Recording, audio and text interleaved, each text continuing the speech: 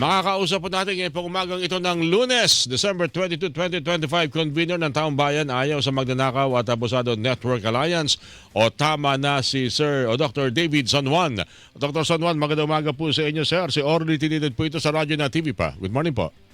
Magandang umaga po, Sir Orly, at sa ating mga tagapakinig at tagapanood sa DCWB. Matagal ko sana kayo gustong tawagan, kumustahin sa mga development mula nung binuo ang ICI, ang daming nagbitiw sa ACI, sa ICI, at mga develop. Ito, pinakahuli yung pangyayaring pagkakatuklas sa pagkamatay ni DPWH Secretary Catalina Cabral. Ano po sa alubin po ng tama na sa mga development na ito sa ating paghahanap ng katotohanan at paghahabol doon sa mga yaman ng bansa na napunta ho sa controversial na flood control project anomaly, Dr. San Juan?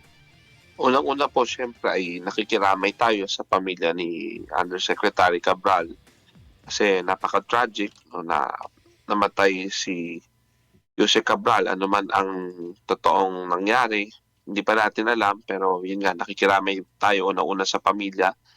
Ngayon din ay kasabay nito na nanawagan tayo ng hustisya kasi hindi naman porke namatay yung isa sa mga supposedly ay testigo o resource person ay hinto na ang investigasyon.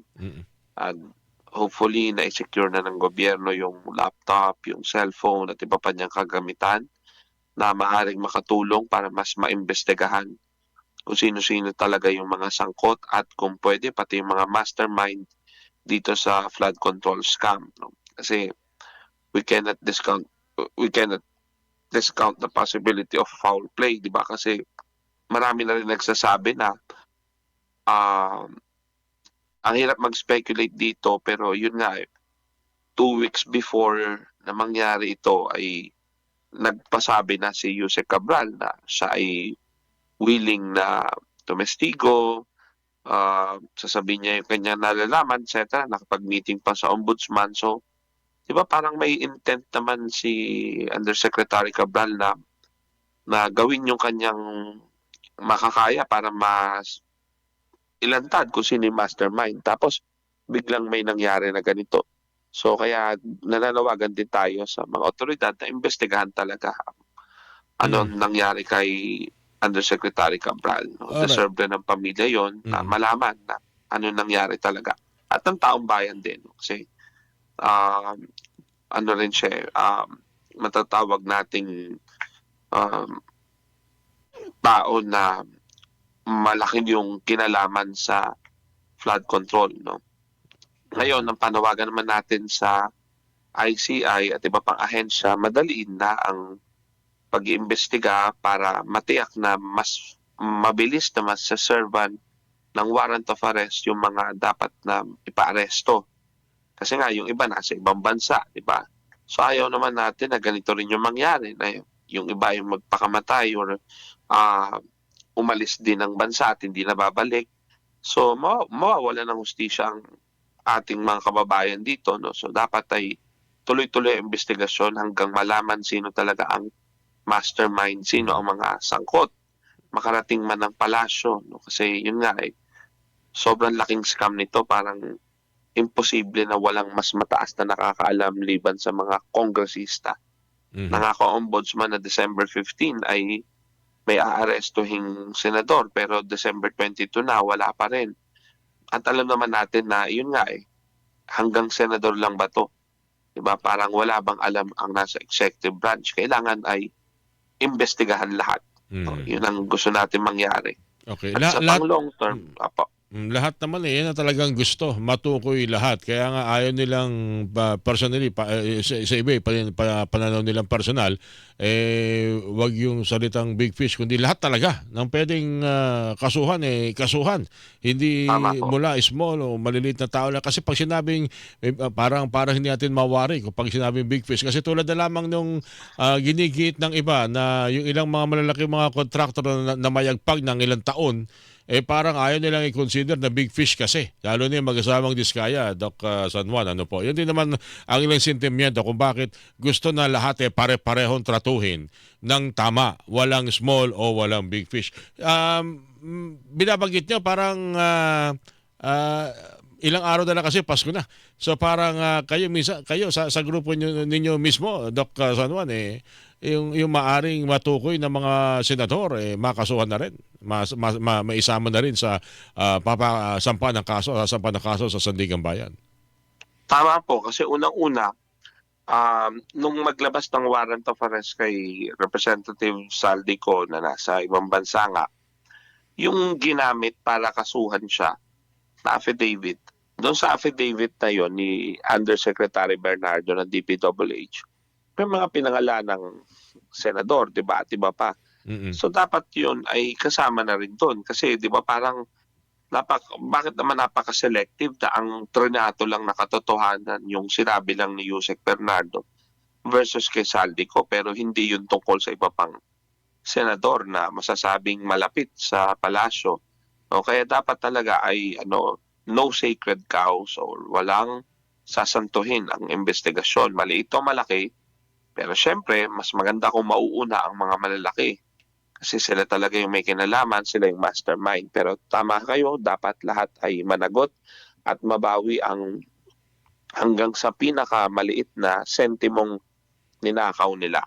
Kaya yung Mm. civil forfeiture case talagang Mm. dapat ay sinisimulan na ho ng mga abogado ng gobyerno ang pag-file nito para formal na babawi yung bilyong-bilyong pisong ari-arian na ninakaw o galing sa nakaw. No? May mga batas naman tayo sa ill-gotten wealth na malinaw sa batas natin na pag ang ari-arian ay lagpas sa legal income ng mga public officials at wala naman silang masabing maayos na paliwanag paano nila nakuha ang kayaman na yon, ituturing na ill-gotten wealth o nakaw na yaman ang mga yamang iyon.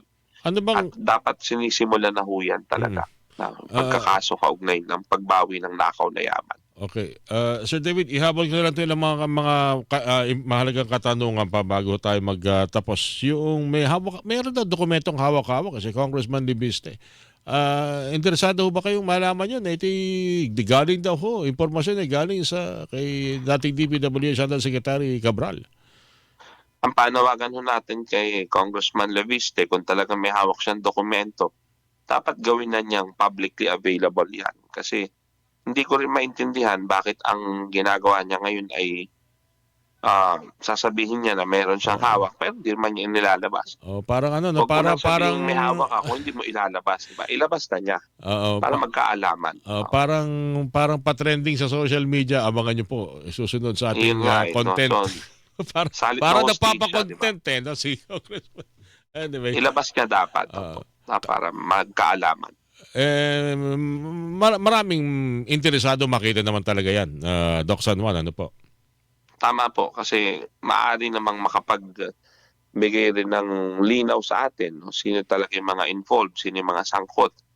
Kasi taga DPWH si Yusek Cabral, so yung kanyang hawak na datos, if ever, ay magagamit talaga para maimbestigahan ng mga dapat imbestigahan, lalo na yung mga mastermind. Okay. Huli na lang, Doc San Juan. Pinag-uusapan na noong nakaraang linggo yung kung hanggang saan o dapat na ba magtapos ang Independent Commission for Infrastructure sa kanilang fact-finding mission, fact-finding investigation. Sa tingin niyo ho ba, maaaring mangyari ito sa darating na buwan o sa pagpasok ng bagong taon? Ayun, talagang nakakalungkot nga na ayun, nag-resign na yung isa nilang member. Sinabi talaga ang dahilan dahil wala nga silang pangil. Ang panawagan natin dyan, kung talagang hindi magkakaroon ng pangil ang ICI, kung hindi madadagdagan ng budget at ng tauhan, at hindi magiging epektibo sa paggampan ng tungkulin, kung hindi maila-livestream lahat ng meeting nila or proceedings, mas mainam pa nga na huwag nang ituloy. Kasi nagagawa naman na ng ombudsman yung supposedly ay ginagawa nito, yun na lang. Doon na tayo Alright. mag-focus. Mm-mm. Pero syempre, mas maganda kung merong independent body na nag-iimbestiga. Mm-mm. So, ang panawagan natin, either lagyan ng pangil, bigyan ng kapangyarihan ng ICI para talaga yung mga dapat tumestigo ay mapatestigo nila at naka-livestream ang mga sesyon. Opo. O kaya naman, magtayo talaga ng bukod pa na independent commission Mm-mm. na magiging independent talaga at may mga representative ang iba't ibang sektor ng lipunan na anti-corruption. Okay. So yan po yung ilan sa pwedeng gawin pang short term at syempre pang long term ay tuloy-tuloy ang pangangalampag natin para maipagbawal ang mga political dynasties at ang pagdodonate ng mga contractors sa mga partido politikal at ganoon din sa mga kandidatura ng mga politiko. Doc San Juan, Para maraming naman sa mga kababayan ay tuloy-tuloy po ang laban syempre sa 2026. Hindi tayo atras, tuloy-tuloy yan ating pangalampag. Sige. Sir David, maraming salamat. Sir, sa ulitin po Maraming salamat sa binigyan ng pagkakataon. Thank you po sa inyo.